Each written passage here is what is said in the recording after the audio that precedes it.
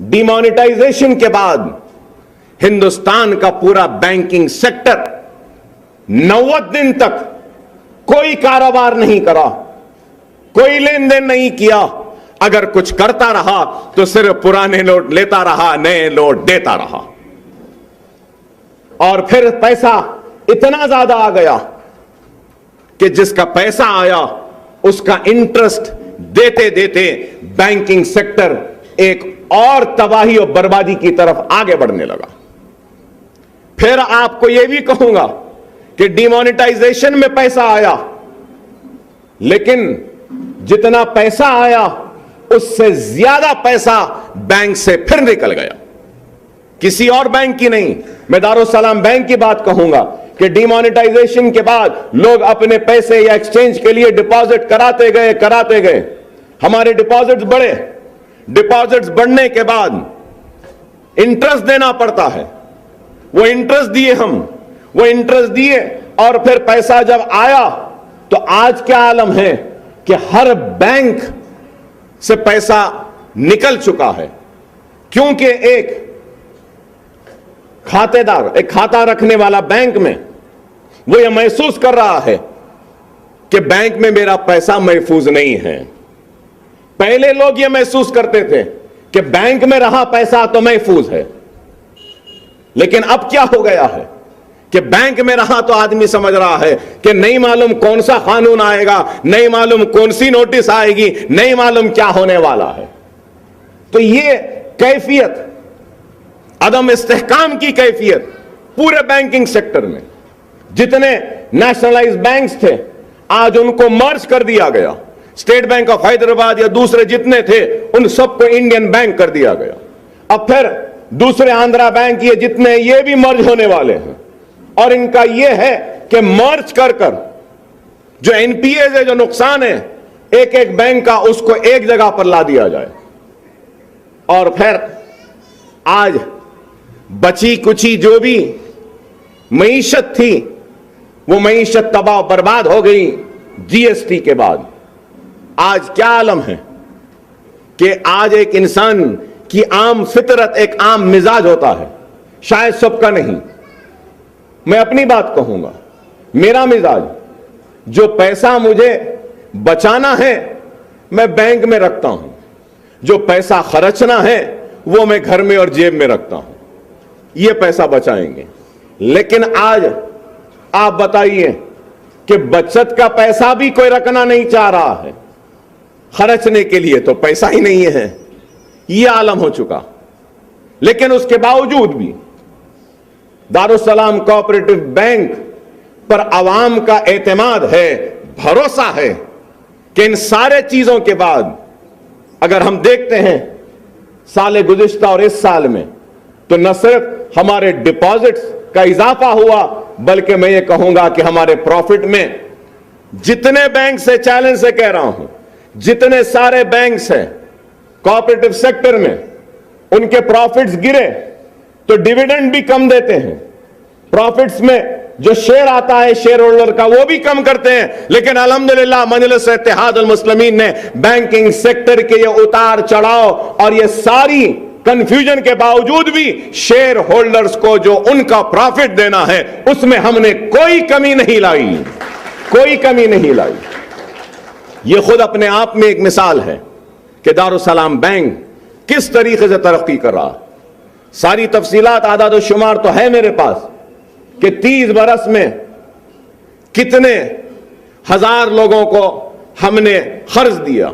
मैं कहूंगा कि 30 बरस में हजार नहीं बल्कि हमने लाखों लोगों को कर्ज दिया, लाखों लोगों को, और कर्ज वापस भी आया।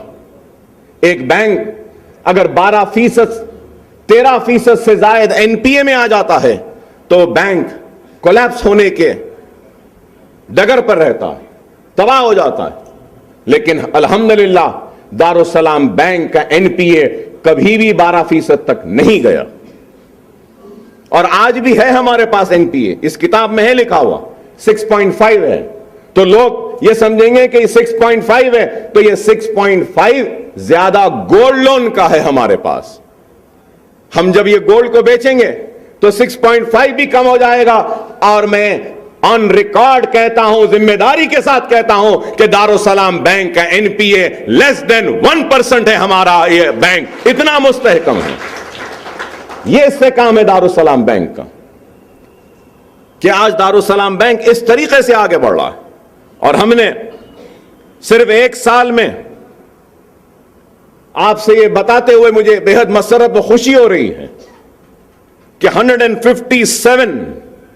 157 चेंज करोड़ का हमने सिर्फ लोन दिया है और रिकवरी हमारी हुई तो 140 करोड़ की हुई और चंद करोड़ बाकी है। एजुकेशन के लिए सिर्फ इस साल हमने करीब 1 करोड़ रुपया एजुकेशन लोन पे दिया। एग्रीकल्चर के लिए भी हमने लोन दिया। अब यहां शहर में है, ये कम दिया हमने एग्रीकल्चर सेक्टर में, इंशाल्लाह आगे और देंगे। स्मॉल स्केल इंडस्ट्रीज के लिए हमने जो लोन दिया है वो करीब 6.5 करोड़ 5.5 करोड़ के 6 करोड़ के करीब है। रोड ट्रांसपोर्ट के लिए हमने दिया तो वो भी लोन हमने करीब 2 करोड़ चिल्लर का दिया। स्मॉल बिजनेस, ये प्रोफेशनल, सेल्फ एम्प्लॉयमेंट, ये सारा जो लोन हमने दिया है अल्हम्दुलिल्लाह वो लोन खुद हमने 100 करोड़ रुपये तक दिया है कारोबार के लिए, छोटे कारोबार के लिए। एजुकेशन में भी हमने 1 करोड़ दिया। तो इस तरीके से दारुसलाम बैंक आगे बढ़ रहा है। और फिर ओवैसी हॉस्पिटल का भी जो ब्रांच है इंशाअल्लाह अन करीब वो भी मेन रोड पर आएगा। असरा हॉस्पिटल का ब्रांच है उसको भी अच्छा करेंगे। अजला में भी हम नए नए ब्रांचेस को लाएंगे। तो मैं आपसे यही कहूंगा कि आप लोगों ने 30 बरस जिस तरीके से अपने एतमाद, अपने भरोसे को दारुसलाम बैंक के साथ वाबस्ता रखा, उम्मीद करता हूं कि सारे लोग इसी एतमाद और भरोसे के साथ दारुसलाम बैंक के आने वाले कल के सफर में भी इसी तरीके से आपका ताउन, आपकी रहनुमाई, आपका एतमाद, आपका भरोसा रहेगा तो हम और नए मंजिलों को छूते रहेंगे, आगे बढ़ते रहेंगे। बैंकिंग सेक्टर आज कमजोर हो रहा है लेकिन दारुसलाम बैंक आज मुस्तहकम होता जा रहा है और आगे और हम बढ़ेंगे। मैं समझता हूं कि इसमें डायरेक्टर साहिबान का भी बहुत बड़ा हिस्सा है कि कामयाबी के साथ, दूरंदेशी के साथ इस बैंक को आगे बढ़ाकर ले जा रहे हैं। और मैं इस जनरल बॉडी के मीटिंग के जरिए एक और अवाम से एक अपील करना चाहूंगा। ये मुथूट फाइनेंस है या फिर दूसरे कई है जो बैठे रहते हैं, सोना देते हैं, पैसे लेते हैं। अरे आज आपका अपना बैंक है, क्यों इधर उधर जाते हैं, भटकते हैं और क्यों दूसरों को आप अपनी परेशानी बयान कर कर उनके सामने रोते हैं। दारुसलाम बैंक है, आइए यहां पर आकर यहां से जितना हो सकता है कर्ज लीजिए और अपनी जिंदगियों में एक नए उजालों को पैदा कीजिए।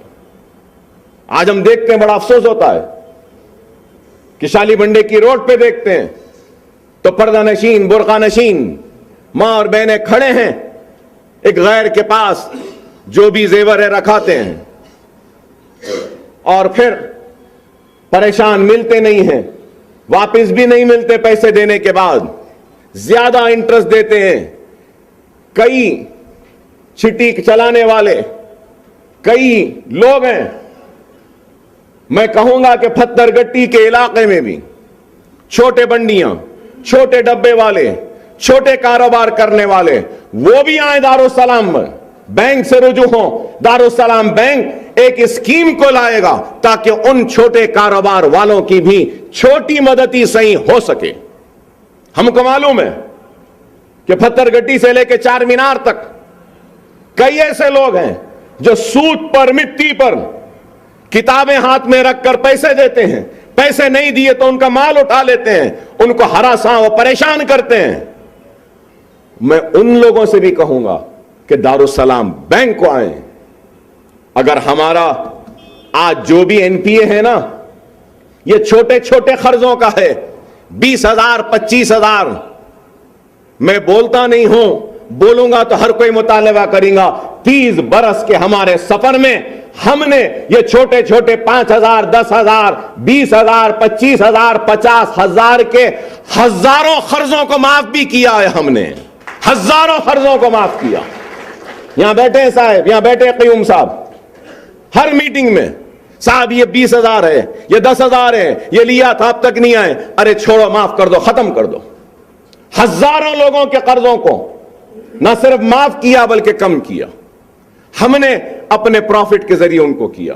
दारुस्सलाम बैंक जरूर एक स्कीम बनाएगी जिसके जरिए ये छोटे कारोबार करने वालों को भी मदद हो सके। लेकिन मैं कहूंगा कि आइए, सूद पे देते हैं, डराते हैं, धमकाते हैं, परेशान करते हैं। ऐसे लोगों को भी मदद के लिए हम जो हो सकता है करेंगे। लेकिन एक चीज को जहन में रखें, अगर मैं ये बोलता हूं तो कल से रोज कतार खड़ी हो जाएगी, अकबर साहब आप कर्ज देते, बोले दीजिए। हम कर्ज देंगे जरूर, लेकिन रिजर्व बैंक का जो कायदा है, जो कानून है, उसके जरिए हम देंगे। लोग बोलते हैं अरे आपका बैंक है दे दो। अरे बैंक मेरा नहीं है, जिनका पैसा है उनका बैंक है। और किसी ना किसी का पैसा है, वो हमारे सूरत को देखकर अपना पैसा यहां रखाए हैं, और हम उस शख्स का पैसा, मेहनत का जो पैसा है, उसको 4 लोगों को कर्ज देते हैं। हमारा नहीं है पैसा इस बैंक में, जो अकाउंट होल्डर्स हैं उनका पैसा है, और वो पैसा दूसरों को देते हैं। अगर हम कायदे कानून को नहीं देखेंगे और कोई आएगा कर्ज लेगा चला जाएगा और कर्ज का पैसा लौटाएगा नहीं, तो फिर जिसने हम पे भरोसा किया, हमारे पास पैसा रखाया, हम उसको क्या जवाब देंगे? समझना चाहिए लोगों को। श्योरिटीज होनी है, श्योरिटीज नहीं लाते, नहीं श्योरिटी नहीं है, बोलते हैं अकबर साहब आप श्योरिटी दे दो। मैं कैसा दूंगा श्योरिटी? क्या रिजर्व बैंक मेरी श्योरिटी को मानेगा? और कोई ये ना समझे कि कर्ज सिर्फ डायरेक्टर्स जिसको चाहे दे सकते, नहीं, डायरेक्टर्स जिसको चाहे कर्ज नहीं दे सकते। ऑडिटिंग होती है, सीए होता है, रिजर्व बैंक से लोग आते हैं, देखते हैं, जितने भी हम कर्ज दिए हैं वो सारी की सारी फेरिस्त रिजर्व बैंक को जाती है। रिजर्व बैंक से मंजूरी होना पड़ता है कर्ज देने के लिए। हम अपने तौर से ऐसे नहीं दे सकते, जिसको चाहे नहीं दे सकते हैं। लेकिन लोग समझते हैं अरे आपका बैंक है दे दीजिए, आया है दे दो, फुला की दस्तखत है दे दो, नोटराइज कागज है दे दो। नोटराइज कागज पर भी नहीं दे सकते, रजिस्टर्ड डॉक्यूमेंट्स होनी चाहिए, रजिस्टर्ड करानी चाहिए, और रजिस्टर्ड डॉक्यूमेंट के जरिए कर्ज दिया जा सकता है। आज ये सारी चीजें हैं। कायदा कानून रखिए। लोगों का मिजाज है कि पहले पैसे ले लो, कर्ज ले लो, अदा नहीं करेंगे, अदा करने के वक्त बोलेंगे कि कुछ नहीं है। तो इसलिए दारुस्सलाम बैंक के डायरेक्टर्स एक एक दरखास्त की एक ऐसा देखते हैं, बारीकी के साथ एक एक चीज को देखते हैं। मैं जब मीटिंग में जाता हूं तो कहता हूं अरे भाई दे दो बेचारों को, आ रहे हैं। तो डायरेक्टर्स कहते हैं नहीं अकबर साहब हम नहीं दे सकते, जिम्मेदार हैं हम, अगर ऐसी दे देंगे तो फिर कुछ अगर ये कर्ज डूब गया तो बैंक डूब जाएगा। तो ये आसान काम नहीं है। लोग समझते हैं कि कोई भी काम है आसान है। बैंक चलाना भी बहुत जिम्मेदारी का काम है, बहुत ही वक्त लगता है यहां काम करने के लिए। और मजलिस और ये दारुस्सलाम बैंक आज ये काम कर रहा है। तो मैं आप तमाम से कहूंगा कि आइए ज्यादा से ज्यादा दारुस्सलाम बैंक से इस्तेफादा उठाइए। रिजर्व बैंक के जो कायदे कानून है उसके तहत जो भी हमारी गुंजाइश है हम मदद करेंगे। कुछ थोड़ा बहुत है तो जरूर करेंगे, नहीं कुछ भी नहीं है कर दो तो हम नहीं कर सकते। और मैं अगर आज परेशान लोगों को दावत दे रहा हूं कि दारुसलाम बैंक से कर्ज लें, तो मैं बैंकिंग सेक्टर में अपने खिदमात अंजाम जो दे चुके हैं या दे रहे हैं काबिल मुसलमानों से अपील करूंगा कि बहुत आपने कमा लिया अपने लिए, चाहे सऊदी अरब में हो, दुबई में हो, कतर में हो, इमारात में हो, या लंदन में हो, अमेरिका में हो, जो बड़े बड़े बैंक्स में खिदमात अंजाम दे चुके हैं, उनसे कहूंगा कि आइए कुछ वक्त दारुसलाम बैंक की तरक्की के लिए दीजिए। आज देना चाहिए। हर कोई कहता है कि यह जाहिलों की जमात है। हां, ये जाहिलों की जमात है, रक्शे वालों की, बंडी वालों की जमातें कहते हैं, ठीक है हम, लेकिन देखो जाहिलों ने क्या काम किया है, अनपढ़ों ने क्या काम किया है, रक्शे वाले झटके वालों ने क्या काम किया है। पढ़े लिखों का इल्म ने उतना काम नहीं किया जो जाहिलों के जज्बे ने और खुलूस ने काम किया है। इस चीज को देखो। और आज हम चाहते हैं, हम दावत देते हैं कि बैंकिंग सेक्टर के काबिल लोग आए, अपने मुफीद मशवरे हमको दें, हमको बताएं क्या रिजर्व बैंक ऑफ इंडिया में क्या मुसलमान मुलाजिमत पे नहीं है? क्या रिटायर नहीं हुए? क्या बैंक ऑफ अमेरिका में मुसलमान नहीं है? क्या स्टैंडर्ड चार्टर्ड में मुसलमान नहीं? क्या आईसीआईसीआई बैंक में मुसलमान नहीं? क्या एचएसबीसी में मुसलमान नहीं है? हर जगह पर आप अपने इल्म, अपनी काबिलियत, अपना जुनून सर्फ करते हैं उन इदारों के लिए। अरे आओ, अपने इदारे के लिए भी अपनी काबिलियत, अपने जुनून को थोड़ा सर्फ करो, थोड़े मशवरे दो। मैं उनसे भी अपील करता हूं, क्योंकि आज जरूरत है हमको अच्छे लोगों की, जरूरत है अपने अपने शोबे हयात में महारत रखने वालों की। आज कौम और मिल्लत का अगर नुकसान होता है तो क्यों होता है कि थोड़ा बहुत इल्म आ गया तो वो तालीम याफ्ता इंसान ये समझता है कि सबसे काबिल मैं हूं, सबसे सही मैं हूं। सिर्फ इल्म आने से कुछ नहीं होता, तहजीब, तमद्दुन, एहतराम, इखलास भी आना चाहिए। सिर्फ इल्म से कुछ होने वाला नहीं है। और आज मजलिस इत्तेहाद अल मुस्लिमीन हर शोबे हयात में काम कर रही है, और हर शोबे में कोई ना कोई माहिर होता है। कोई सहाफत में माहिर है, कोई तिजारत में माहिर है, तो कोई सनत में माहिर है, तो कोई तालीम में माहिर है, तो कोई बैंकिंग सेक्टर में माहिर है, तो कोई स्मॉल स्केल इंडस्ट्री में माहिर है, कोई अकाउंट्स में माहिर है, कोई हिस्ट्री में माहिर है, कोई इकोनॉमी में माहिर है। तो हर शख्स वो जिसको जिस भी शोबे में महारत हासिल है, अल्लाह ने काबिलियत दी है, उस शख्स को उस शोबे में अपनी कौम, अपने मिल्लत के बच्चों को आगे बढ़ाने की फिक्र करनी चाहिए, आगे बढ़ाना है। अगर कोई सनत में माहिर है तो किस तरीके से मुसलमानों का सनत में हिस्सा बढ़ाया जा सकता है, उस पर सोचना चाहिए। अगर कोई तिजारत में है तो उसको सोचना है कि मैं किस तरीके से मुसलमानों को तिजारत में और आगे बढ़ाऊं, सोचना चाहिए एक को। अगर कोई इकोनॉमी में है तो उसको सोचना चाहिए कि किस तरीके से मैं मुसलमानों की मईशत को और बेहतर कर सकता हूं। तालीम में है तो उसको सोचना चाहिए कि किस तरीके से मुसलमानों की तालीमी पसमानदगी को दूर कर सकता हूं। हर किसी को सोचना है। लेकिन अफसोस कि आज हो रहा यह है कि वो माहिर है तालीम में, लेकिन मदाखलत करता है तो मईशत में भी, सनत में भी, तिजारत में भी, हर एक चीज में। अरे आप जिस फन के माहिर है आप वो काम करिए। सहाफी है तो सहाफत कीजिए, ताजिर है तो तिजारत कीजिए, सनतकार है तो सनत कायम करिए, सियासतदान है तो सियासत करिए। लेकिन आज ऐसे हो गया कि बस हरफन मौला है, बस क्यों कैसे हरफन मौला है, बस थोड़ा इल्म आ गया तो हरफन मौला है। आज हमारी कौम पीछे जा रही है तो इसलिए जा रही है कि हम सारे शोबों के लोग एक जगह आकर अपने अपने शोबे के लिए काम करेंगे तो मुसलमान आगे बढ़ेगा। लेकिन हमारी कमजोरी यह है कि जो जिस शोबे का माहिर फन है वो दूसरे शोबे में जो माहिर फन है या जो काम कर रहा है उसको खींचने में लगा हुआ है और अपने आप को मुसल्लत करना चाहता है उस शोबे हयात में भी।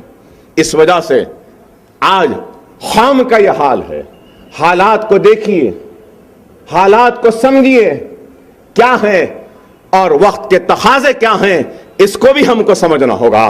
बहरहाल मजलिस इत्तेहाद अल मुस्लिमीन जिंदगी के हर शोबे हयात में काम करती है और काम कामयाबी के साथ कर रही है। तो हर शोबे में हमारे पास ऐसे काबिल लोगों की, दियानतदार लोगों की, ईमानदार लोगों की, मुखलिस लोगों की हमारे पास एक बड़ी तादाद है। इसलिए आज मजलिस इत्तेहाद अल मुस्लिमीन जिंदगी के हर शोबे में कामयाब हो रही है। बैंकिंग सेक्टर में आज हम कामयाब हैं तो हमारे साबिका डायरेक्टर्स, साबिका चेयरमैन और मौजूदा चेयरमैन और डायरेक्टर्स को जाता है। कई लोग इस दुनिया से रुखसत हो गए हैं। दारुस्सलाम बैंक के 30 साला तकमील पर मैं अवाम को मुबारकबाद देता हूं, शेयर होल्डर्स को मुबारकबाद देता हूं, यहां काम करने वाले लोगों को मुबारकबाद देता हूं, मौजूदा डायरेक्टर्स को मुबारकबाद देता हूं। तो उसके साथ ही साथ मैं अल्लाह से दुआ करता हूं कि अल्लाह वो सारे लोग जो आज हमारे दरमियान में नहीं हैं लेकिन इस बैंक की तरक्की व खुशहाली और कामयाबी के लिए अपना ताउन किया, अपना वक्त दिया, ऐ अल्लाह तो इन सब के गुनाहों को माफ फरमा, जन्नत में आला मुकाम अता फरमा। चाहे वो मुलाजिमीन क्यों ना हो, वो भी अगर आज हमारे दरमियान में नहीं है तो ऐ अल्लाह तो उन सारे मुलाजिमीन जो आज हमारे साथ हमारे दरमियान में नहीं है, ऐ अल्लाह तो इन सारे मुलाजिमीन को जन्नत में आला मुकाम अता फरमा। इनके घर वालों को, इनके बच्चों को नेक बना, काबिल बना। मैं अल्लाह से दुआ करता हूं कि जो बोर्ड ऑफ डायरेक्टर्स हमारे साथ नहीं हैं, इस दुनिया से चले गए हैं, अल्लाह उनकी खबरों में भी नूर भर दे, उनको भी जन्नत में आला मुकाम अता फरमा। जैसे एक नाम जरूर आज याद करूंगा जनाब गौस पीर साहब का, कि पीर साहब बराबर हमारे बैंक में बराबर ज़ईफ़ी तक थे, अल्लाह उनकी खबर को भी नूर से भर दे। दुआ है कि अल्लाह सालारे मिल्लत की खबर को नूर से भर दे। अल्लाह से दुआ करता हूं कि अल्लाह सुब्हानहू व तआला दारुस्सलाम बैंकों की इसी तरीके से हिफाजत करे और दारुस्सलाम बैंक को इसी तरीके से कामयाबी और कामरानी अता करे और अवाम के इस पैसे और सरमाए की न सिर्फ हिफाजत करते रहें बल्कि इस सरमाए के जरिए हम वो परेशान हाल, वो बेरोजगार, वो इल्म हासिल करने की जिद्दोजहद करने वालों की मदद कर सकें और करते रहें। अल्लाह से दुआ है कि अल्लाह हमारे इस काम को कबूल करे, हमारे काम को कबूल करते हुए इसकी हमारे काम की हिफाजत करे और हमारे काम को और बुलंदी तक पहुंचाए। आप सबको मुबारकबादी देता हूं, डायरेक्टर्स को, चेयरमैन साहब को, वाइस चेयरमैन को और बिलखुसूस जनाब अकबर निजामुद्दीन हुसैनी साहब को मुबारकबादी देता हूं। और मैं समझता हूं कि मैं भी बैंक का एक शेयर होल्डर हूं, तो सारे शेयर होल्डर्स की तरफ से मैं आप सबका शुक्रिया भी अदा करता हूं, ममनून मशकूर कि आपने अपना वक्त दिया और इस बैंक को कामयाबी के साथ इतना आगे बढ़ाया। उम्मीद करता हूं कि आपकी हमारी सबकी दुआएं ताउन दारुस्सलाम बैंक के साथ रहेंगी और इंशाअल्लाह ताला दारुस्सलाम बैंक नकीब मिल्लत बैरिस्टर असदुद्दीन ओवैसी साहब की निगरानी में महाराष्ट्र, तेलंगाना व आंध्रा में आइंदा 5 बरस में और कई शाखों का क़याम करते हुए वहां के मुसलमानों की भी माशी, तालीमी पसमानदगी को दूर करने का के काम करेगा। वाखिरुद्दावाना अल्हम्दुलिल्लाह रब्बिल आलमीन। और न सिर्फ तय किया बल्कि इस सफर को कामयाबी के साथ, एतमाद के साथ, दूरअंदेशी के साथ, इस्तेहकाम के साथ आगे बढ़ते गए। अगर हम 30 बरस दारुस्सलाम कोऑपरेटिव बैंक की तारीख पर रोशनी डालने से पहले अगर हम 30 बरस पीछे जाते हैं और कोऑपरेटिव बैंकिंग सेक्टर की कारकर्दगी पर अगर हम सरसरी जायजा लेंगे तो आपको दिखाई देगा कि इस 30 बरस पहले कोऑपरेटिव बैंक्स के नाम से कई बैंक्स मंजर आम पर आए और फिर कई बैंक्स ने दम तोड़कर खत्म हो गए, जिसमें कई नामें आती हैं। प्रूडेंशियल बैंक हो, वासवी हो या और कई नाम आते हैं। तो ये कोऑपरेटिव बैंकिंग सेक्टर ने बड़े बड़े बुलंदबांग दावे किए, आवाम के सरमाए को अपने लिए या फिर अपने जाती मफादात या अपनी खरीबी लोगों के इस्तेमाल के लिए इस्तेमाल किया, जिसमें मैं चार मीनार बैंक के नाम को भी जरूर शामिल करूंगा, जिसमें मुसलमानों का काफी सरमाया का नुकसान हुआ। अगर बैंकिंग सेक्टर में यह हुआ तो चिट फंड्स के नाम पर भी कई लोगों को लूटा गया। मैं याद दिलाना चाहता हूं, कोई आसन जुबी के नाम से, तो कोई सईद भाई अल फलाह के नाम से, तो कोई परदेसी के नाम से, या फिर कोई और कई नामे हैं। अगर मैं फेरिस्त पढ़ता रहूं तो आधा पौन घंटा सिर्फ आवाम के पैसे को लूटने वालों के नामों को पढ़ते पढ़ते खत्म हो जाएगा, लेकिन वो फेरिस्त खत्म नहीं होगी। मजलिस इत्तेहाद अल मुस्लिमीन ने और सालार मोहतरम ने यह महसूस किया था आज से 30 बरस कबल कि हमारा बैंक होना चाहिए, और बैंक इसलिए होना चाहिए कि हम अपने सरमाए की न सिर्फ हिफाजत कर सकें बल्कि उस सरमाए के जरिए मजबूर बेसहारा वो जरूरतमंद लोगों की मदद कर सकें। और 30 बरस के इस सफर में कई दौर ऐसे आए कि ये बैंक डूब रहा है, वो बैंक डूब रहा है, तो लोग अपने पैसों को निकालने लगे बैंकों से। लेकिन दारुस्सलाम बैंक, मैं कहूंगा कि कोऑपरेटिव सेक्टर में अपना एक मुनफरिद मुकाम बनाने में कामयाब हुआ है। चाहे कैसे भी हालात आओ, दारुस्सलाम बैंक हर लम्हा जो आगे बढ़ता गया, हर दिन एक नए इस्तेहकाम की मंजिल को जाता रहा, पहुंचता रहा और मुस्तहकम होता रहा। और दारुस्सलाम बैंक 30 बरस पहले दारुस्सलाम के अहाते में कायम हुआ और यहां से अपने काम का आगाज किया। और आज 30 बरस बाद आपके सामने चेयरमैन साहब ने और साबिका चेयरमैन और दारुस्सलाम बैंक में बरसा बरस से मुसलसल चेयरमैन की हैसियत से अपने खिदमात को अंजाम दिया, डायरेक्टर की हैसियत से भी अपने खिदमात को अंजाम दिया, और आज भी डायरेक्टर की हैसियत से जनाब अकबर निजामुद्दीन हुसैनी साहब, इन सब लोगों ने मिलकर अपनी तकरीर में भी साहब ने तफसीलात पेश की कि आज 9 ब्रांचेस दारुस्सलाम बैंक के हैं।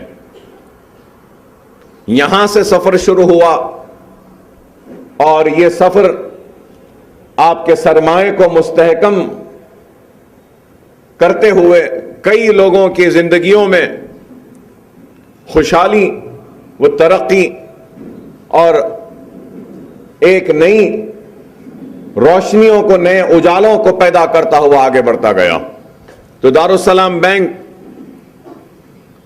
के आज ब्रांचेस हैं, तो पत्थरगट्टी में हैं, हुसैनी आलम में है, फिर बंजारा हिल है, सनत नगर है, मलकपेट है, असरा हॉस्पिटल में है, ओवैसी हॉस्पिटल में भी है।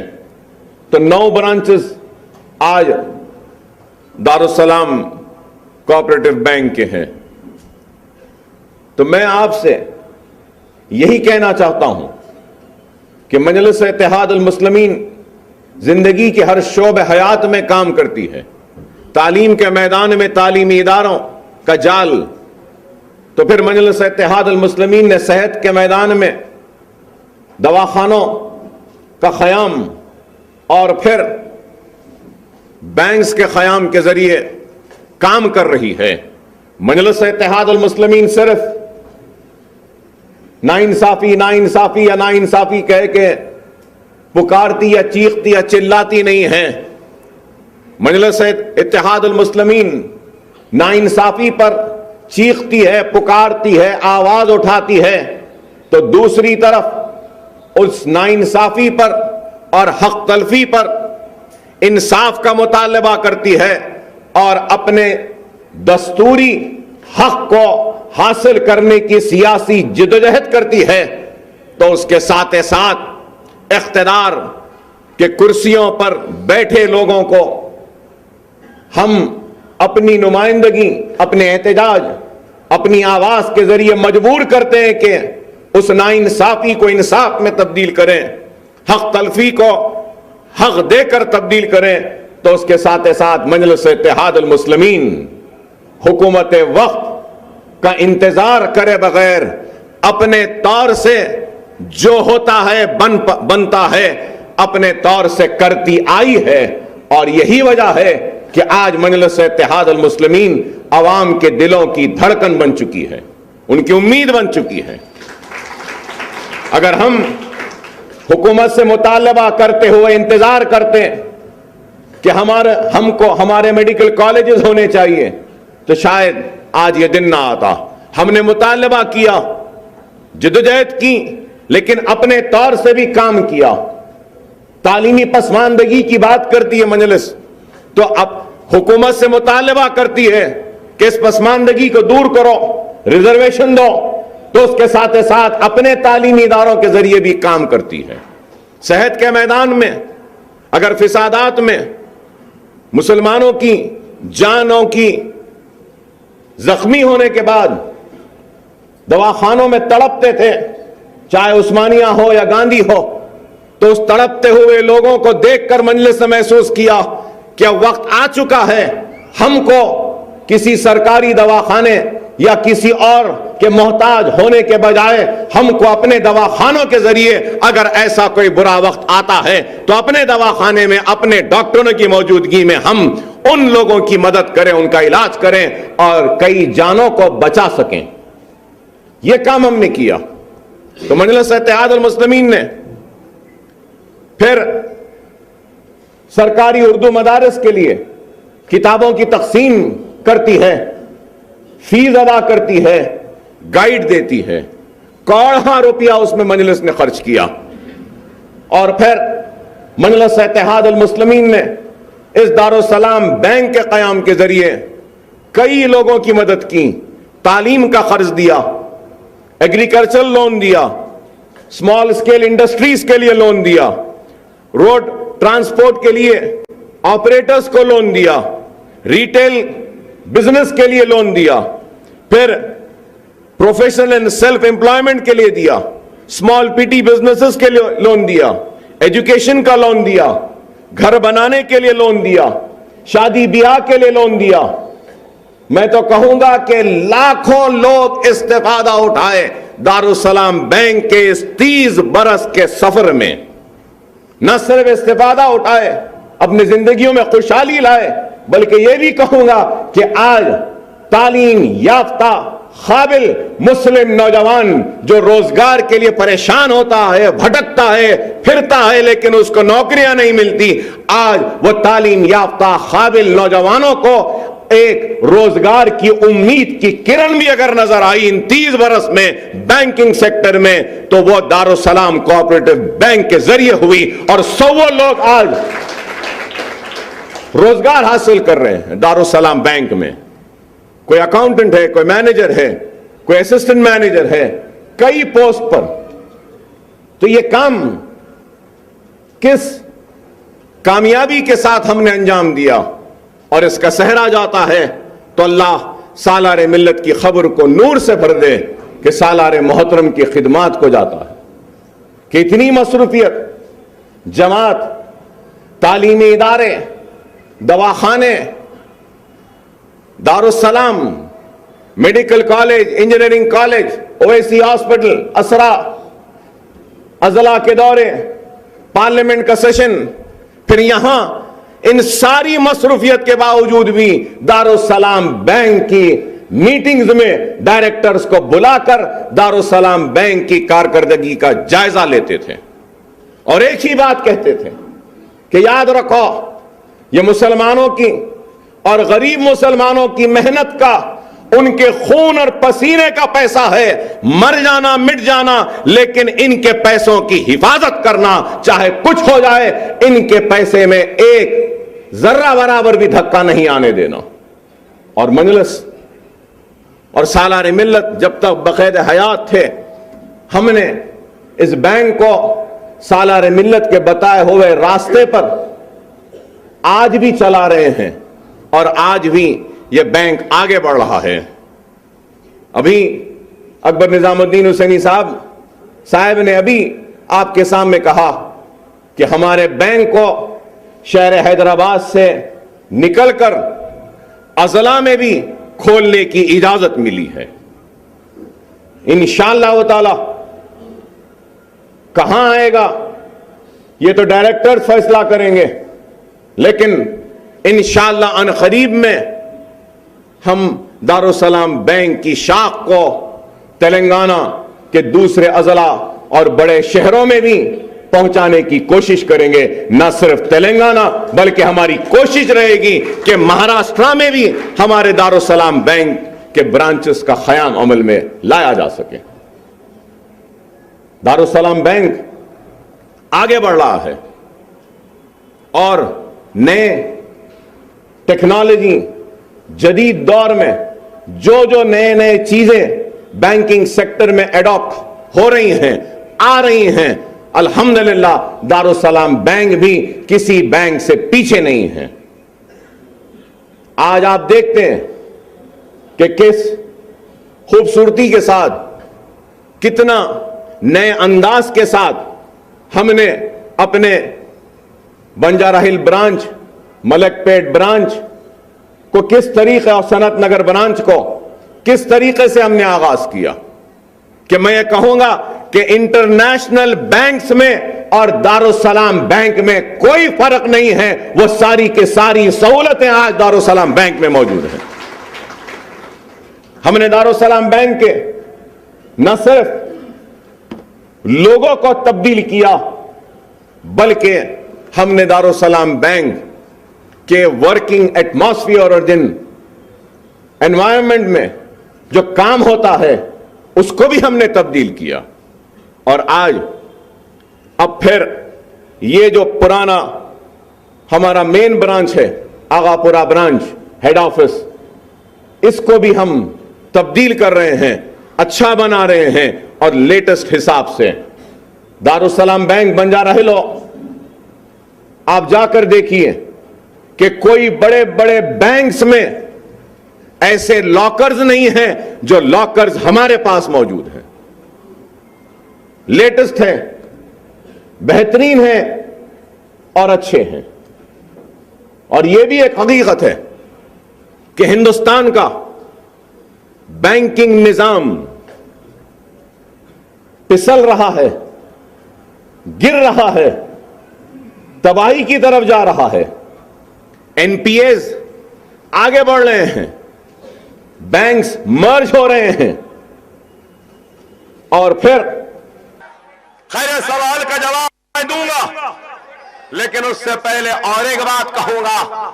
क्या मेरे नांदेड़ के प्यारे मुसलमानों, क्या आप जानते हैं कि 10 बरस एनसीपी और कांग्रेस के 10 बरस में 333 कितने 333 मुसलमान लड़के जो पुलिस के हिरासत में थे, पुलिस कस्टडी में उनको मौत वाक़ई हुई।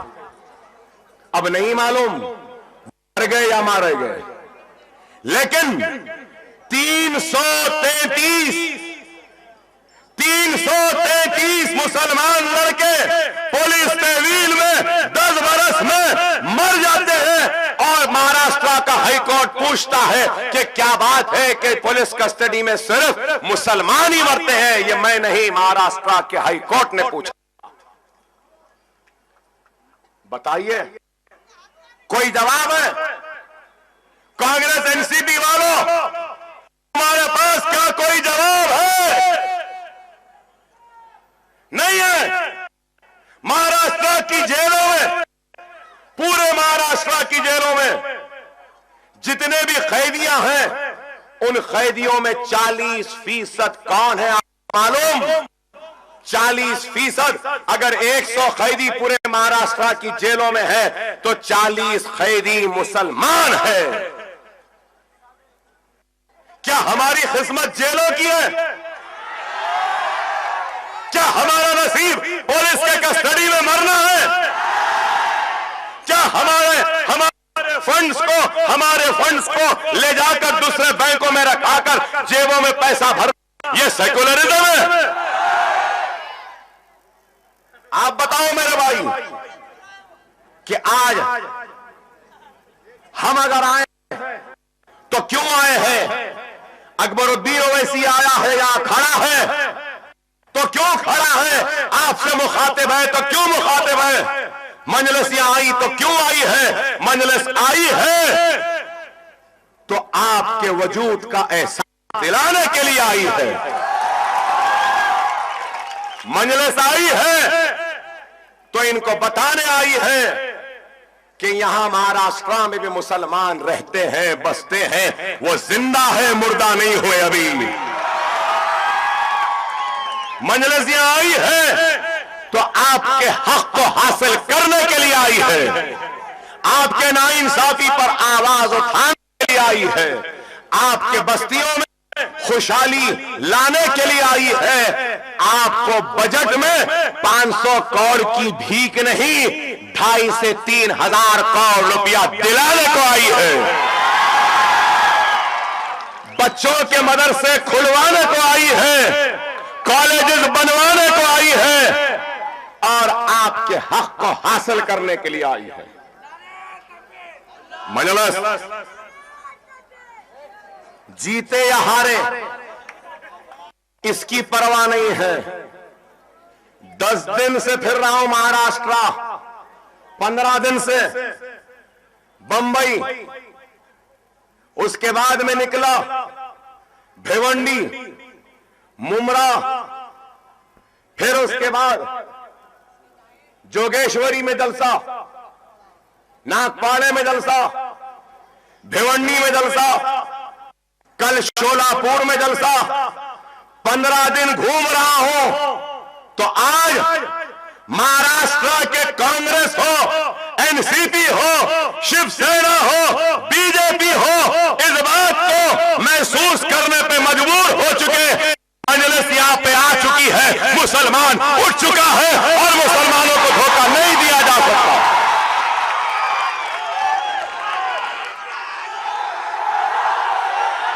क्या वावेला नहीं मच गया? क्या तूफान बर्पा नहीं हो गया? हर एक की रातों की नींद क्या उड़ नहीं गई? अरे हारो या जीतो, हमने मुसलमानों के वजूद का एहसास दिला दिया। उन लोगों को जो मुसलमानों को मुर्दा समझते थे, हमने बता दिया कि हम मुर्दा नहीं, हम जिंदा कौम हैं। अब हमको कोई नजरअंदाज नहीं कर सकता, अब हमको कोई हथेली में जन्नत नहीं दिखा सकता, कोई हमको झूठे वादे कर कर बहलाया नहीं जा सकता, झूठे तयखुनात के जरिए हमको फुसलाया नहीं जा सकता। अब कोई भी हो, करना होगा। लोग कहते हैं मजलिस के आने से सेक्युलरिज्म वोट बट रहे हैं। अरे सेक्युलरिज्म की बात करने वालों, क्या यह मजमा गवाह नहीं है कि मुसलमान एक तरफ है, सेक्युलरिज्म एक तरफ है, और वो एक तरफ क्या है? वो एक तरफ मजलिस इत्तेहादुल मुस्लिमीन है। क्या गलत है? अरे आज मैं कहूंगा सेक्युलरिज्म की बात करने वालों, मजलिस आई तो मजलिस आते ही आते काम शुरू कर दिया। आप बोलेंगे कैसा करें? अरे मजलिस आई और मजलिस के आने का नतीजा देखिए। लोग बोल रहे थे सेक्युलर बढ़ जाएंगे, बीजेपी सेना जीत जाएगी, तकसीम हो जाएंगे, मजलिस बांट रही है, कुछ काम नहीं कर सकती। अरे बाबा, हमने आते की आते सबसे पहला काम जो किया वो ये किया कि कांग्रेस एनसीपी के चौखटों पर बिल्कुल ही, मैं बोलना नहीं चाहता, बिल्कुल ही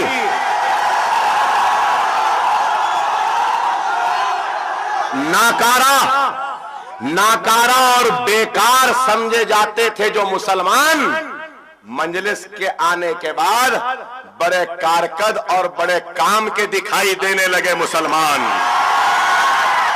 क्या यह बात गलत है? एनसीपी और कांग्रेस में मौजूद मुसलमान पर जो कभी तवज्जो नहीं देता था, जो कभी एक एहतराम से देखता नहीं था, सीधे मुंह बात नहीं करते थे, आज उन सब मुसलमानों की इज्जत बढ़ गई, उनसे अच्छा बात किया जा रहा है, उनको झेला जा रहा है। मेरे भाई आप बैठ जाओ, बोला जा रहा है। क्यों? क्योंकि कांग्रेस एनसीपी का मुसलमान कह रहा है अगर तुम हमको इज्जत नहीं देंगे तो मजलिस है, मजलिस में चले जाते। वो लोग बोल रहे नहीं, रुक जाओ, मत जाओ। अब देखो आप मजलिस क्या क्या काम करती है, कितने काम करती है। सिर्फ आवाम के नहीं, कांग्रेस एनसीपी के कायदीन जो मुसलमान वहां है उनका भी हम काम करते हैं। सही है या गलत? न सिर्फ ये, कितने पोस्ट वेकेंट थे, वक्फ बोर्ड के अराकीन खाली थे, माइनॉरिटी कमीशन खाली था, हाउसिंग बोर्ड खाली था, और कई खाली थे। मजलिस आके एक दो जलसे करी, बोर्ड के रुकन हो गए, बोर्ड बन गया, कमीशन बन गया, हमदा जो था जो यहां का वो बन गया, सब बन गए। ऐसे फकीरों की जिंदगी गुजारने वालों को बैठने के लिए लाल बत्ती के गाड़ियां भी मिल गई। क्या यह हमारा कारनामा नहीं है? बताओ। अरे मजलिस नहीं होती तो इतनी इज्जत मिलती, लाल बत्ती मिलती, लाल बत्ती की गाड़ी मिलती, इतना पहचान मिलता, तो फिर शुक्रिया तो मजलिस का बोलना ना। मजलिस ये काम करी मेरे भाई, आइंदा मजलिस किसका करेगी मालूम आपको? कायदीन का हो गया। अब आप बोलेंगे अकबर भाई ये लीडरों का तो फायदा आप करा दिए, हमारा क्या? मेरे भाई आप तो मेरे सबसे करीबी हैं, मेरी दिल की धड़कन मुसलमान है आप हैं, मेरी आवाज आप है, मेरी ताकत आप है, मेरा गुस्सा आप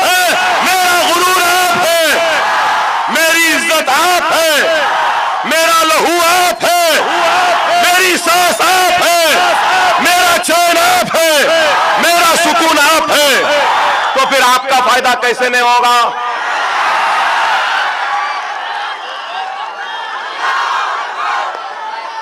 कल को 5 बरस पहले अगर किसी को 100 रुपये थे, अल्हम्दुलिल्लाह महाराष्ट्र के इलेक्शन का भाव अगर वैसी बढ़ा दिया है, अब 1000 देना पड़ेगा। इलेक्शन महंगा हो गया, अब तो पैसा देना ही पड़ेगा। 60 बरस से लूटते लूटते जेब भरे हैं, 1 महीना आप इनको लूट लेना मेरे से। जीतना है नहीं निकालते भाई, आप लोगों का भी फायदा मैं करा रहा हूं।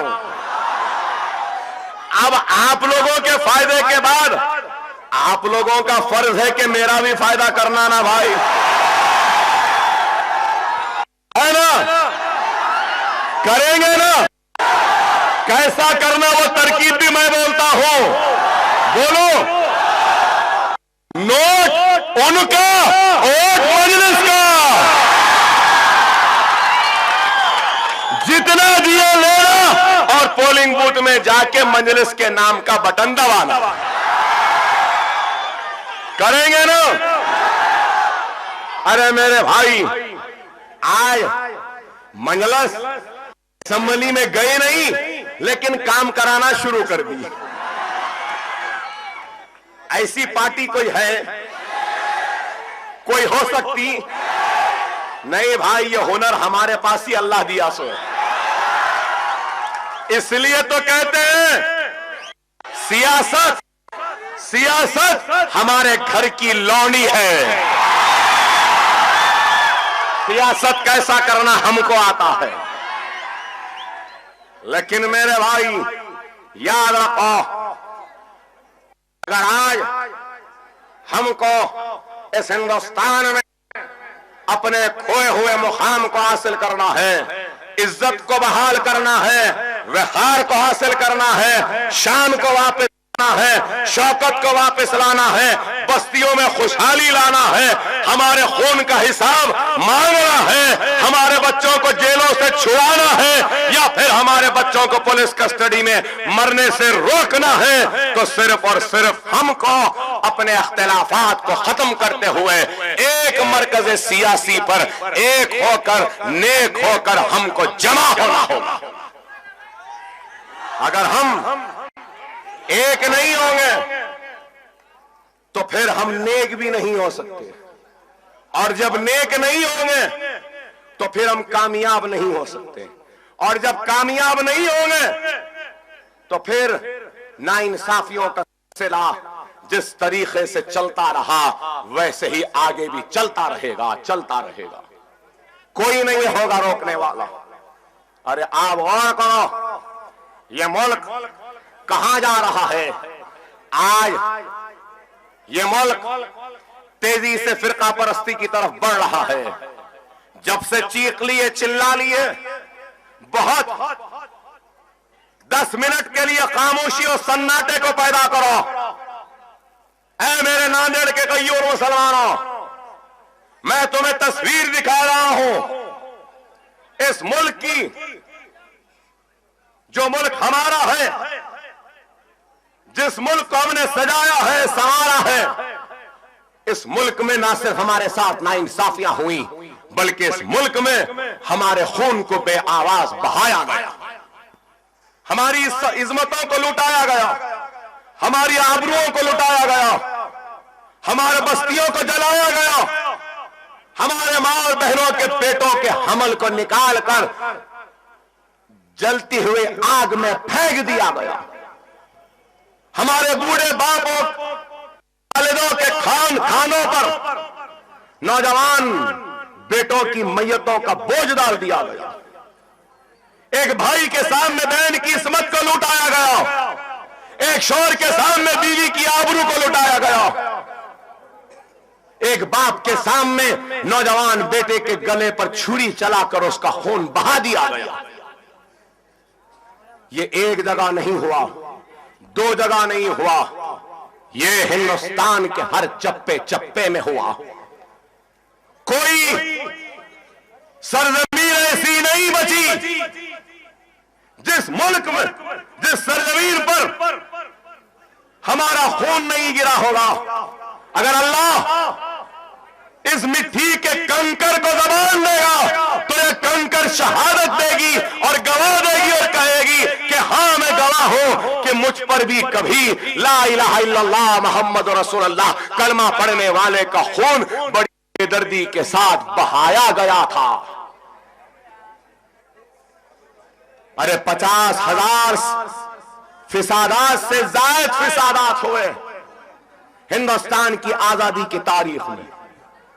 कभी आगरा जला, कभी अलीगढ़ जला, कभी मीरठ जला, कभी अहमदाबाद जला, कभी अजमेर जला, कभी मुरादाबाद जला, कभी बंबई जला, कभी गुजरात जला, कभी आंध्रा जला, कभी तेलंगाना जला। अरे कहां कहां पर किधर किधर फिसाद नहीं हुआ बताओ मेरे भाई। लेकिन हम उन फिसादात के बाद भी अपने सफों में इत्तेहाद को पैदा नहीं करें।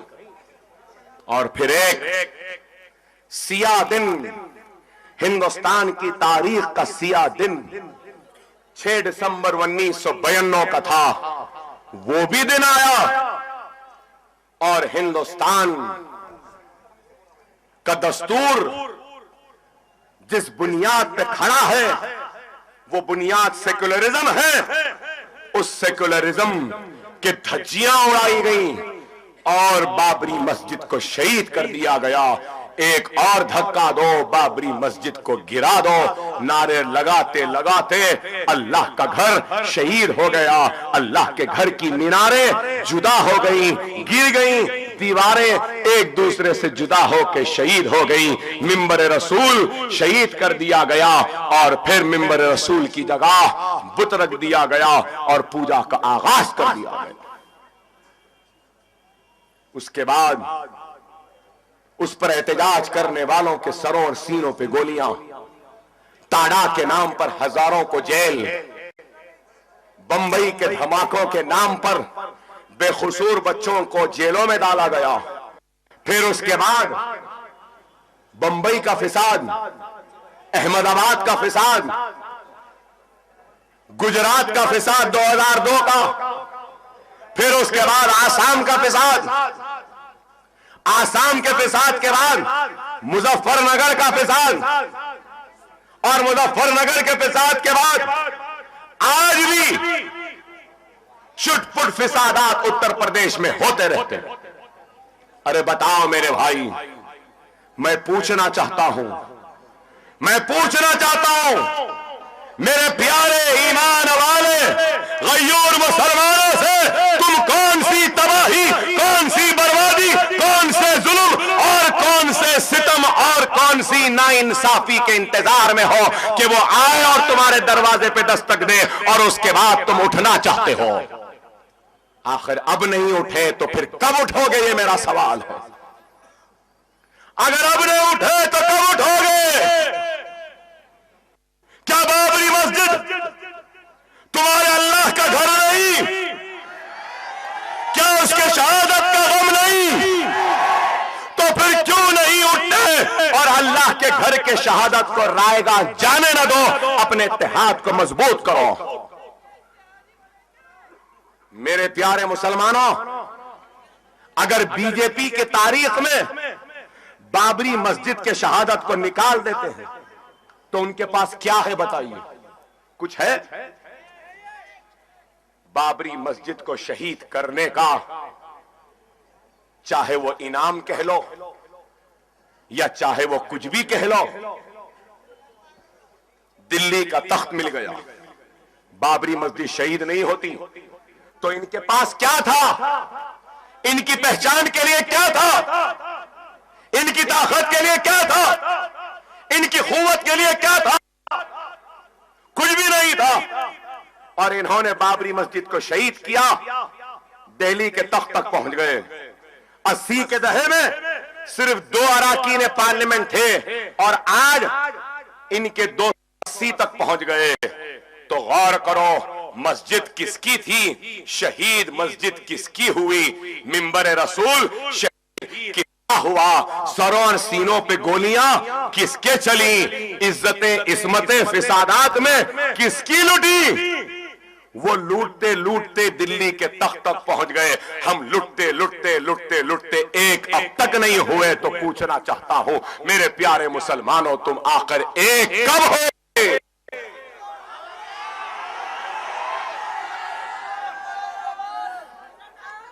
क्या बाबरी मस्जिद के शहादत का गम नहीं? क्या अल्लाह के घर की शहादत का गम नहीं? अगर है तो मेरी इस बात को गौर से सुनो। अल्लाह के घर की हिफाजत अल्लाह से बढ़ के अल्लाह के बंदे हरगिज़ ख़तई नहीं कर सकते। सही है या गलत? दुनिया का एक भी पत्ता अल्लाह की मर्जी के बगैर नहीं हिलता। तो फिर अल्लाह ने अपने घर की शहादत की मंजूरी क्यों दी? क्यों दी? क्यों दी? क्या तुमने कभी सोचा है? क्या तुमने कभी गौर किया है? अल्लाह ने अपने घर की शहादत की मंजूरी इसलिए दी क्योंकि अल्लाह सुब्हानहू व तआला अपने घर के शहादत के जरिए हिंदुस्तान के 25 करोड़ सोते हुए मुसलमानों को उनके ख्वाब गफलत की नींद से बेदार करना चाहता था। और ये कहना चाहता था एक मस्जिद को देखो और 3000 मसाजिदों को बचाने के लिए उठ जाओ मुसलमानों।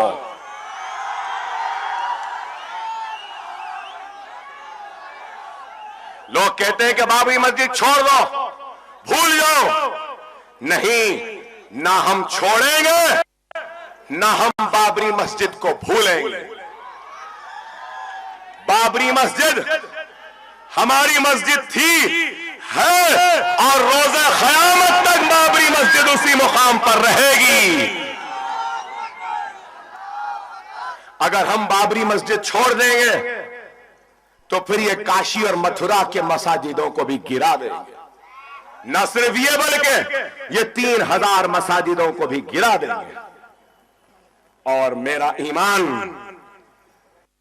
ये कहता है मुझे, और मेरा ईमान अल्लाह की जात पर मुझे कामिल यकीन है, भरोसा है कि अल्लाह सुब्हानहू व तआला मुसलमानों ने हिंदुस्तान को बाबरी मस्जिद के मुकदमे में सुप्रीम कोर्ट में कामयाबी और कामरानी से नवाजेगा और बाबरी मस्जिद उसी मुकाम पर हम दोबारा बनाएंगे और हय्या अलस सलाह हय्या अलल फलाह की सदा को गुंजाएंगे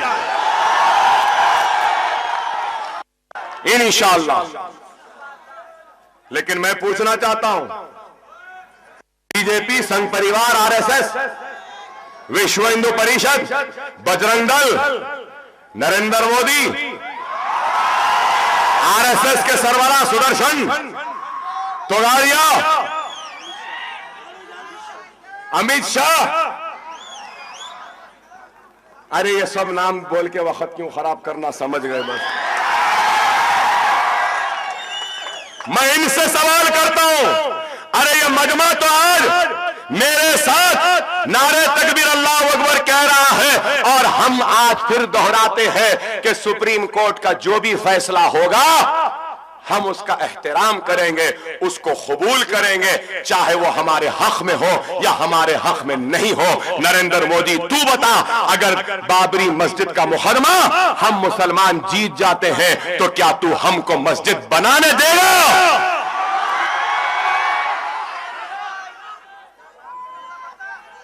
ये लोग नहीं मानेंगे, बोल भी रहे हैं कि सुप्रीम कोर्ट का फैसला नहीं मानेंगे, इनके ऊपर कोई कार्रवाई नहीं।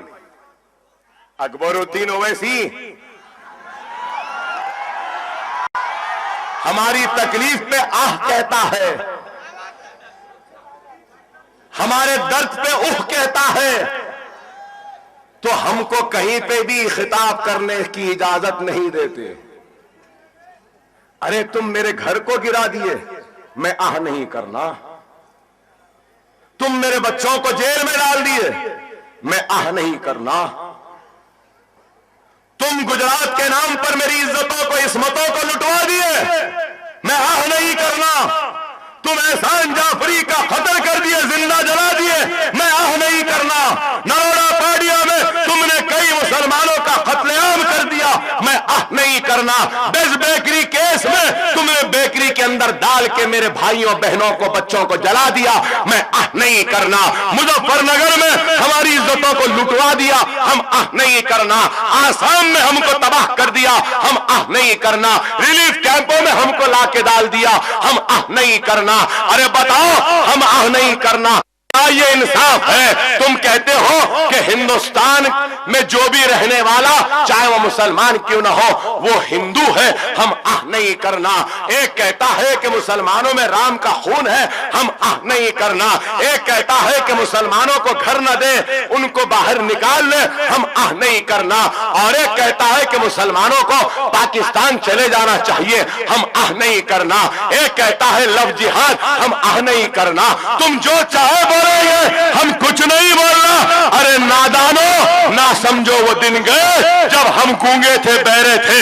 अब अगर तुम कुछ बोलेंगे तो हम भी जवाब देंगे।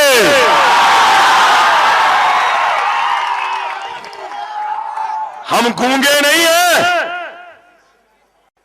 जब हम बोलने लगते हैं तो दुनिया ने देखा कि हिंदुस्तान हिलने लग जाता है। हमारे जबान ना लगो, हम इज्जतदार लोग हैं, गैरतमंद लोग हैं, और हमारी इज्जत, हमारी गैरत को ना ललकारो।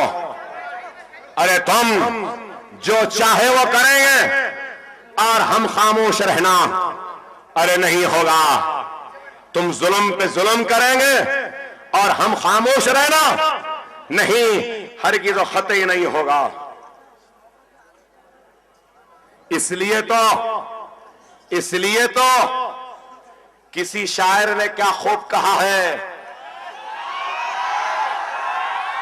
कि हम आह भी करते हैं तो हो जाते हैं बदनाम।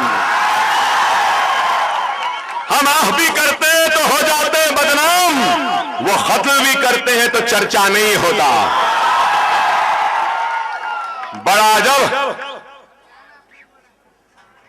सिस्टम बना लिया है। जो जलाते हैं, जो लूटते हैं, जो काटते हैं, वो लोग इख्तिदार के कुर्सियों पर बैठकर इख्तिदार का मजा लूटते हैं।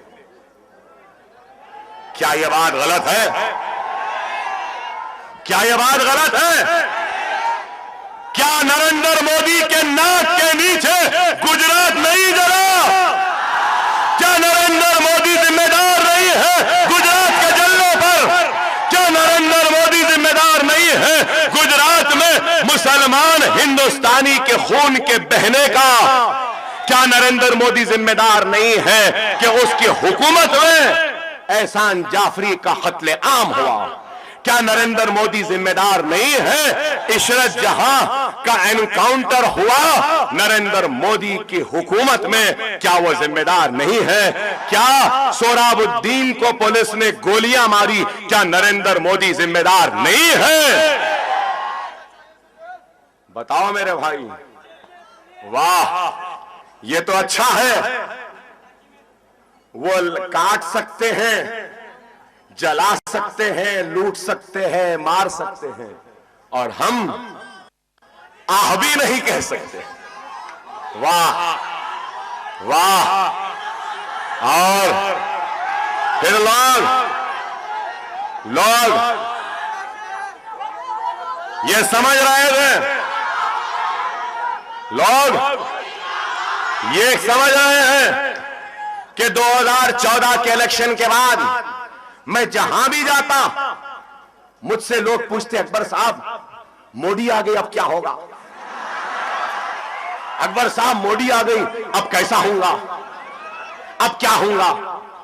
मैं हंसता था और यही कहता था, अरे एक आया ना, इस जैसे 1000 आ जाने दो, कुछ नहीं होगा हमारा।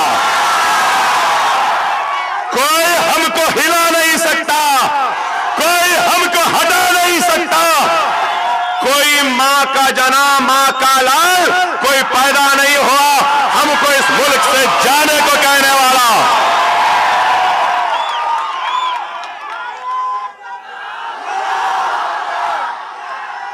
डर और मुसलमान एक साथ नहीं चलते। डर अलग है। डर को डराने वाले का नाम मुसलमान है। इल्लल्लज़ीना आमनू व अमिलुस सालिहात, तुम्हारा अमल अगर सच्चा व सालेह है तो अल्लाह तुमको कामयाब व कामरान करेगा। ईमान का मतलब क्या है? ज़वाले शिकस्त। ज़वाले शिकस्त को ईमान कहते हैं। हम वो ईमान वाले लोग हैं। और आज लोग समझ रहे हैं कि अकबरुद्दीन ओवैसी डर जाएगा। 45 दिन मुझे जेल में डाले, तकलीफ दिए, मुसीबत में था, पेट में दर्द था, क्षय हो रहे थे, गुर्दे खराब हो गए थे, अंतड़ियां दर्द दे रही थी, लेकिन जेल में डाले। अरे मैं जेल में था अपने लिए नहीं, मैं जेल में था तो गय्यूर मुसलमानों के वजूद का एहसास दिलाने के लिए था। मैं जेल में था तो आपकी शान के लिए, आपकी शौकत के लिए, आपकी अजमत के लिए, आपके वक़ार के लिए, आपकी सरबुलंदी के लिए। और आज भी अगर जेल को जाना पड़े तो अकबरुद्दीन ओवैसी घबराएगा या परेशान होगा नहीं। अरे हंसते हंसते जवां मर्द की तरह यूसुफ अलैहिस्सलाम की सुन्नत को पूरा करेगा।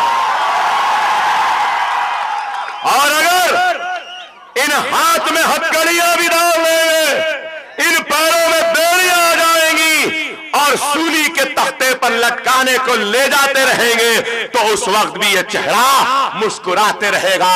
अशहदु अल्ला इलाहा इल्लल्लाह अशहदु अन्न मुहम्मदुर रसूलुल्लाह बोलता रहेगा। और खुदा की कसम, मेरे हबीब मोहम्मद मुस्तफा सल्लल्लाहु अलैहि वसल्लम की कसम, सूली पर भी लटक जाओ तब भी ये गर्दन झुकी हुई नहीं होगी, ये गर्दन खड़ी हुई रहेगी, क्योंकि ये गर्दन अकबरुद्दीन ओवैसी की नहीं है, ये गर्दन आपकी इज्जत की निशानी है, आपके वक़ार की निशानी है, आपके गुरूर की निशानी है। अरे आज मजलिस जिस बेबाकी के साथ नुमाइंदगी करती है वो अज़हर मिन अश-शम्स है। ऐवान पार्लियामेंट में मेरा सदर अकेला तन्हा खड़े रहता है, लेकिन कभी आवाज में लर्जिश नहीं आती। कभी मेरे सदर में कोई डर या खौफ नहीं दिखता। अरे तन्हा खड़ा रहता है और हक गोई करता है, और मुसलमानों के दुआओं का, उनके एतमाद का, उनके भरोसे का हक हर मर्तबा जभी भी पार्लियामेंट में उठता है अदा कर कर बेबाकी के साथ मुस्कुराते हुए ऐवान पार्लियामेंट से मुखातिब होकर बाहर निकलता है। अरे है कोई इस मुल्क में मेरे सदर जैसा मर्द मुजाहिद कोई है तो आ जाए। और ये भी जरूर कहूंगा कि अगर मर्द मुजाहिद है तो अल्हम्दुलिल्लाह ये मर्द मुजाहिद असदुद्दीन ओवैसी व अकबरुद्दीन ओवैसी के आबा वजदाद इसी सरजमीन नांदेड़ के रहने वाले थे। नांदेड़ वाला ही मर्द मुजाहिद है।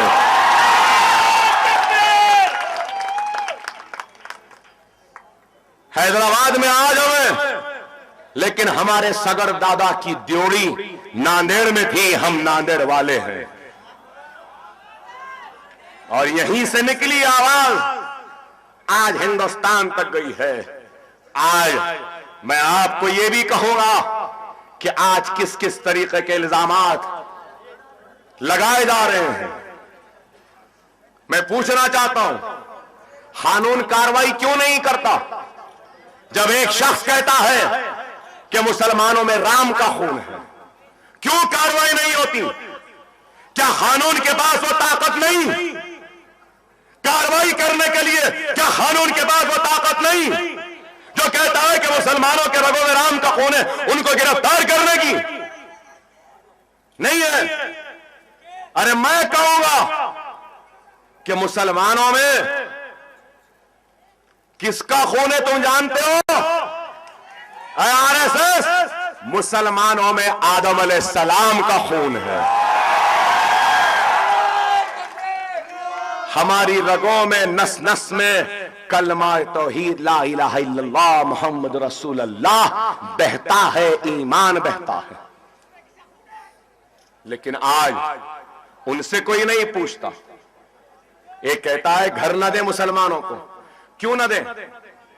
अरे कोई हिंदू अगर मुसलमानों के बस्तियों में आना चाहता है तो हम खुले हाथ से इस्तकबाल करते हैं, फूल के गुलाब के पंक्तियां डालकर हम उसको अपने महल्ले में घर दिलाएंगे, उनकी हिफाजत करेंगे, उनसे मोहब्बत करेंगे, उनसे खुलूस करेंगे, चाहे वो हिंदू हो, चाहे वो सिख हो, चाहे वो ईसाई हो। इसलिए क्योंकि वो हिंदुस्तानी है, और हिंदुस्तानी है इसलिए हमारा हिंदुस्तानी भाई है। हम तो ये करेंगे, लेकिन तुम कहते हो कि घर न दे। मैं पूछना चाहता हूं क्यों न दे? मैं खूबसूरत हूं बोल के न दे? मैं अच्छा हूं बोल के न दे? मैं गोरा हूं बोल के न दे? या मैं काला हूं बोल के न दे? या मैं खराब हूं बोल के न दे? या फिर समझ जाइए क्या है बाबा, वो भी बोल लो, बोलो ना। नहीं बोलते। एक कह रहा है नरेंद्र मोदी की मुखालफत करने वाले पाकिस्तान चले जाएं। अरे हाँ, ये मजमा और मैं नरेंद्र मोदी की मुखालफत कर रहे हैं और कह रहे हैं कि नरेंद्र मोदी के जिस्म पर हिंदुस्तान के हिंदुस्तानी मुसलमानों के खून के होली से डूबा हुआ इंसान है। हम इसकी मुखालफत कर रहे हैं, करते रहेंगे, उस वक्त तक करते रहेंगे जब तक कि वो गुजरात के लिए मुसलमानों से माफी नहीं मांगता। उस वक्त तक हम करते रहेंगे। क्या हमको पाकिस्तान भिजाएंगे? क्या हमको पाकिस्तान भिजाएंगे? कौन भिजाएगा हम भी देख लेंगे। बाबा, बीजेपी में सबसे पहले नरेंद्र मोदी की मुखालफत कौन करे? कौन करे भाई? आडवाणी करा, नहीं करा तो बाबा अपनी पार्टी से पाकिस्तान भेजना शुरू करो ना। हमारे पे क्यों आ रहे? सही है या गलत? बताओ आप। दीनी मदरसों पे तिरंगा परचम नहीं लहराता। हमारे मदरसों पे परचम नहीं। अरे ये तिरंगा झंडा हमारे लिए हमारे जान से ज्यादा अजीज है। हमारे वतन इंडिया का झंडा है। हम मरते मर जाएंगे, अपने इस झंडे को झुकने नहीं देंगे, इसको बुलंद रखेंगे, क्योंकि यह हमारा झंडा है। यह झंडा सिर्फ नरेंद्र मोदी का नहीं है, सिर्फ आरएसएस का नहीं है, यह हर हिंदुस्तानी का है। हम मुसलमानों का भी झंडा है। मगर मैं पूछना चाहता हूं, नरेंद्र मोदी आरएसएस के दफ्तर पे 47 में 50 में हिंदुस्तान का तिरंगा झंडा लहराया गया। 50 के बाद से 2002 तक, 50 से 2002 तक हिंदुस्तान का परचम कभी भी नहीं लहराया गया नागपुर के आरएसएस के हेडक्वार्टर पर।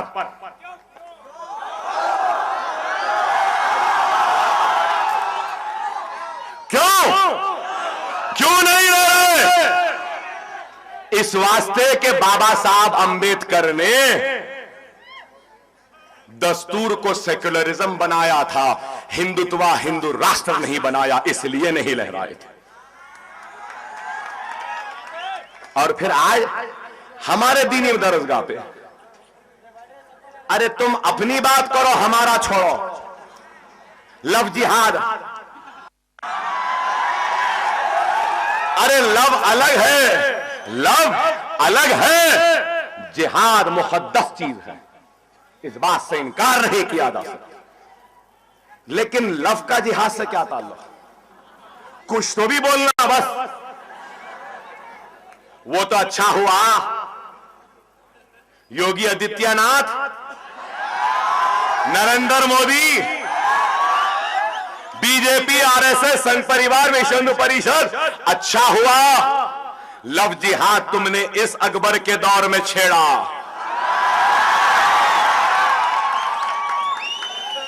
अगर अकबर बादशाह के दौर में छेड़े होते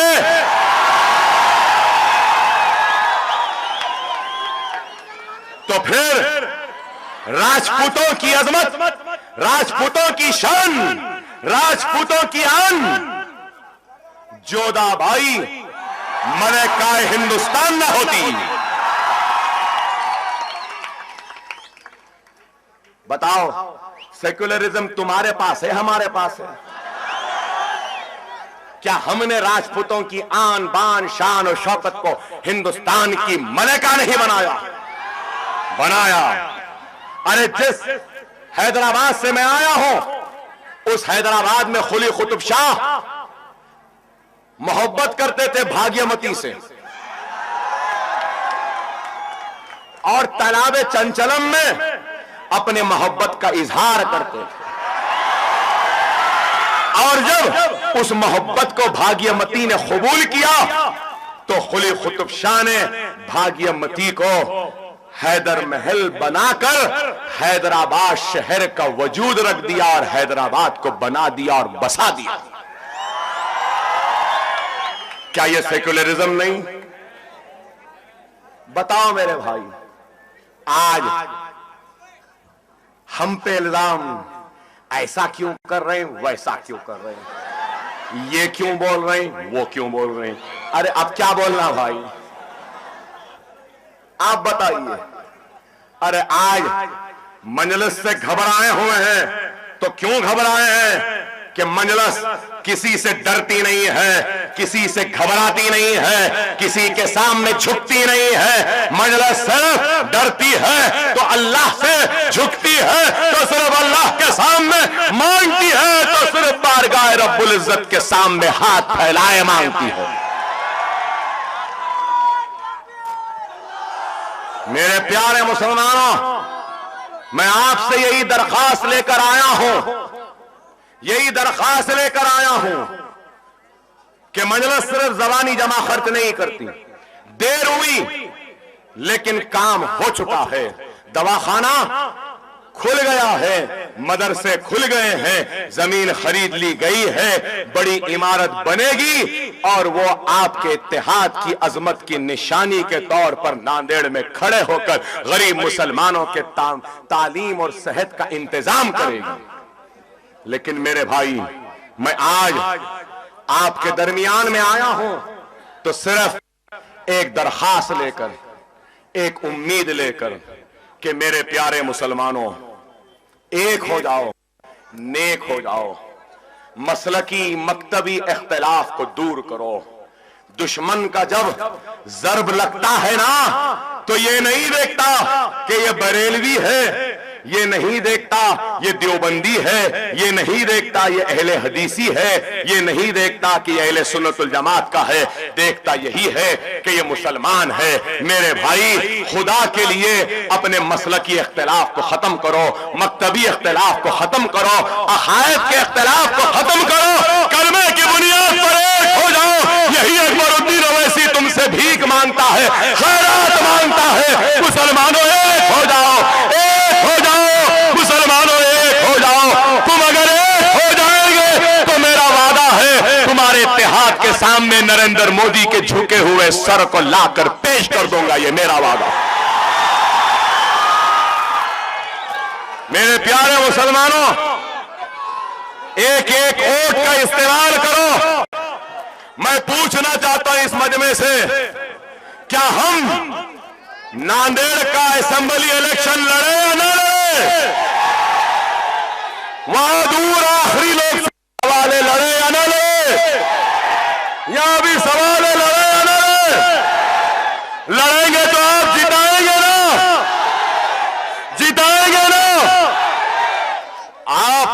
से दरखास्त है कि अब 40-50% पोलिंग नहीं करना मेरे भाई, 100% पोलिंग करना, एक एक वोट